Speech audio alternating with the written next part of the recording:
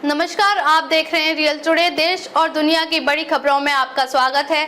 मैं अंजना। आज के मुख्य समाचारों में बात करेंगे, लेकिन मुख्य समाचार की ओर बढ़ने से पहले एक नजर सुर्खियों पर। बंगाल में राम नाम का जादू, ममता बनर्जी भी चाल बदलने के लिए हुई मजबूर। पश्चिमी यूपी में किस तरफ बह रही है हवा, कौन सा नैरेटिव हो रहा है हावी। अस्पतालों में नहीं दी जा रही मुफ्त दवाइयां, चीफ सेक्रेटरी से बोले दिल्ली के स्वास्थ्य मंत्री सौरभ भारद्वाज। घर बदलते तो देखे थे, यहाँ तो किसी ने परिवार बदल लिया है, अमेठी में बोली स्मृति ईरानी। मुंबई राजस्थान दिल्ली के मैच में बीसीसीआई की बड़ी कार्रवाई, 2 लोगों को थाने पहुंचाया। ये तो थी सुर्खियां, अब चलते हैं बड़ी खबरों की ओर। शुक्र है कि पश्चिम बंगाल में रामनवमी राम राम करते हुए शांति से गुजर गई।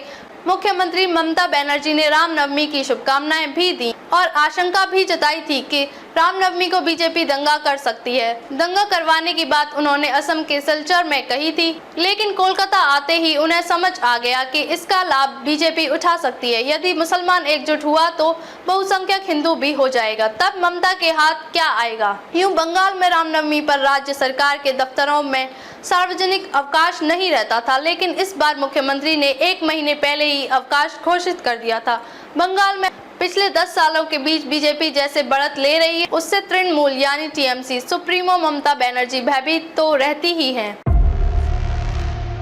लोकसभा चुनाव के लिए 19 अप्रैल को पहले चरण में 102 सीटों पर वोट डाले जाएंगे। इसमें उत्तर प्रदेश की 8 सीटें भी शामिल हैं। उत्तर प्रदेश की जिन 8 सीटों पर वोट डाले जाने हैं, उनमें पश्चिम उत्तर प्रदेश की सहारनपुर, कैराना, मुरादाबाद, नगीना, बिजनौर, रामपुर, पीलीभीत और मुजफ्फरनगर की सीटें शामिल हैं। पश्चिमी उत्तर प्रदेश में इस बार का चुनाव पहले की चुनावों की तुलना में बदला असर नजर आ रहा है। बीजेपी और सपा कांग्रेस गठबंधन दोनों ही तरफ से बदली हुई रणनीति दिखाई दे रही है। जिन 8 सीटों पर 19 तारीख को मतदान होना है, उनमें से 5 सीटों पर बीजेपी 2019 के चुनाव में हार चुकी है। हालांकि तब सपा बसपा का गठबंधन था, लेकिन अब सपा बसपा अलग अलग चुनाव लड़ रही हैं और रालोद बीजेपी के साथ गठबंधन में है। बदली हुई परिस्थितियों में राजनीतिक दल भी बदले हुए स्ट्रेटजी पर चुनाव लड़ते हुए दिखाई दे रहे हैं।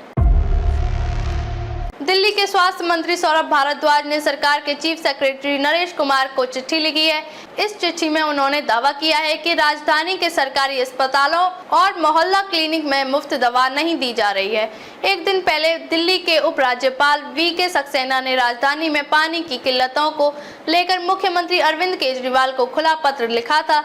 दिल्ली के स्वास्थ्य मंत्री ने नोट में लिखा है कि ग्राउंड रिपोर्ट स्पष्ट रूप से निशुल्क दवाओं की चिंताजनक कमी की ओर इशारा करती है। हालांकि मुख्य सचिव सीएस और सचिव स्वास्थ्य द्वारा यह दावा किया गया है कि प्रत्येक मरीज को वास्तव में अभी आवश्यक दवाएं या उपयुक्त विकल्प मिल रहे हैं। मंत्री ने मुख्य सचिव और सचिव पर गुमराह करने का आरोप भी लगाया है।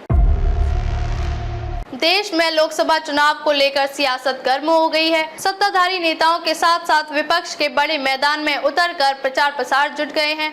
खासकर उत्तर प्रदेश की कई हाई प्रोफाइल सीटों पर चुनाव प्रचार अपने चरम पर है। इनमें से एक अमेठी की लोकसभा सीट भी शामिल है। अमेठी से मौजूदा सांसद और केंद्रीय मंत्री स्मृति ईरानी मैदान में हैं। वहीं कांग्रेस की ओर से अभी तक प्रत्याशी का ऐलान नहीं हो पाया है। केंद्रीय मंत्री स्मृति ईरानी अपने संसदीय क्षेत्र में डेरा डाले हुई हैं। ईरानी ने बुधवार को इशारों में कांग्रेस और राहुल गांधी पर निशाना साधा। इस दौरान उन्होंने बाइडेन का जिक्र भी किया। ईरानी ने कहा, जो लोग पूरे देश में किसानों की बात करते हैं, उन्होंने गौरीगंज विधानसभा में किसानों की जमीन लूट ली। मैं पिछले 10 वर्षों से जमीन वापस करने का अनुरोध कर रही हूं, क्योंकि राहुल गांधी, सोनिया गांधी और प्रियंका गांधी खुद फाउंडेशन में हैं।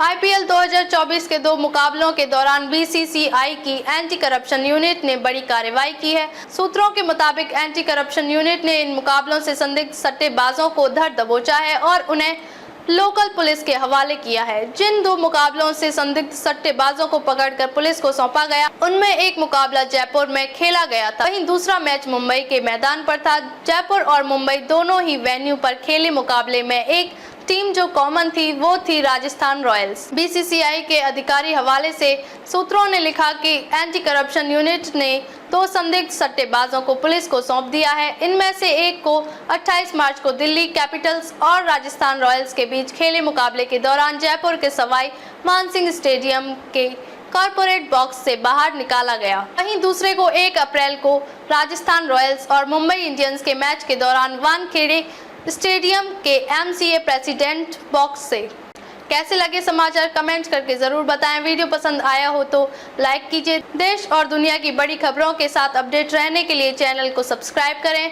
खबरों में अब तक के लिए बस इतना ही। फिर होगी आपसे मुलाकात ऐसी ही कुछ और खबरों के साथ। तब तक के लिए नमस्कार और देखते रहिए रियल टुडे।